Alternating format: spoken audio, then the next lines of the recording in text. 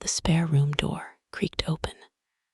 "Let's go," Laura said, standing in the hallway. Her tone was calm, not angry, not dramatic. Just final.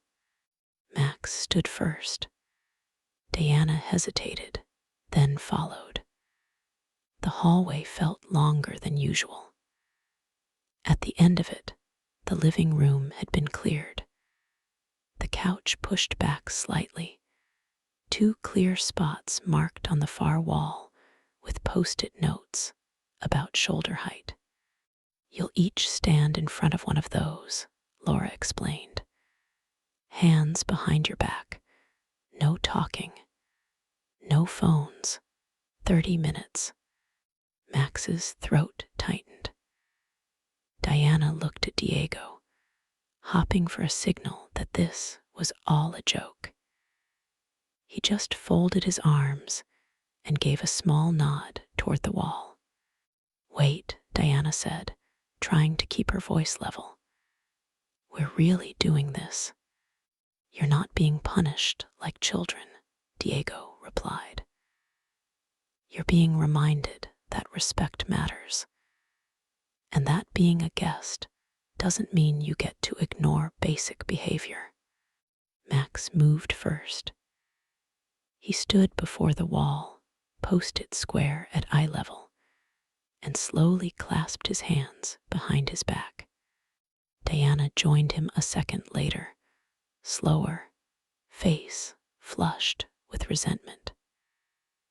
She crossed her wrists stiffly behind her, inhaled through her nose, and stared hard at the paint in front of her. "It's just a wall," she thought. "It's just 30 minutes. We'll laugh about this later, maybe." 10 minutes in, the silence did something strange. It made time feel heavy. Their legs ached. Their backs felt exposed, even though no one was watching closely. The idea that they could be watched at any moment, that Laura or Diego might be sitting nearby, silently observing, was enough to make Max's ears turn red. Diana focused on a scuff in the wall, breathing carefully. She hated how real it felt. How being 16 didn't protect her from this. She wasn't a little kid. But the way she was standing said otherwise. "Are you mad?" Max whispered, barely moving his lips. "Shut up," she hissed back. "You're talking," Laura called from the other room. Silence again. Max felt like his spine was stiffening into concrete. The post-it was too close to his eyes. His hands felt too big behind his back. He wanted to roll his shoulders, shift his feet, do something, but he didn't dare. Afterward, 30 minutes passed, slowly, painfully. When it was over, Laura and Diego didn't give a lecture.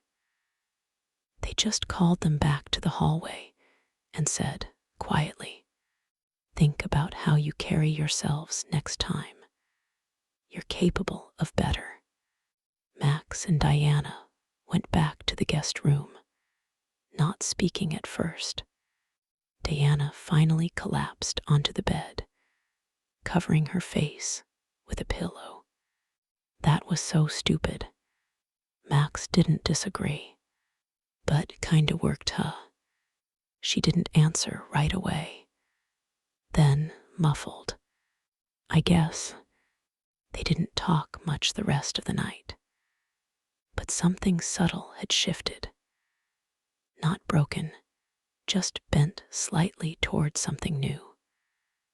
Toward the idea that growing up wasn't just about freedom, but about learning how to hold it without breaking things.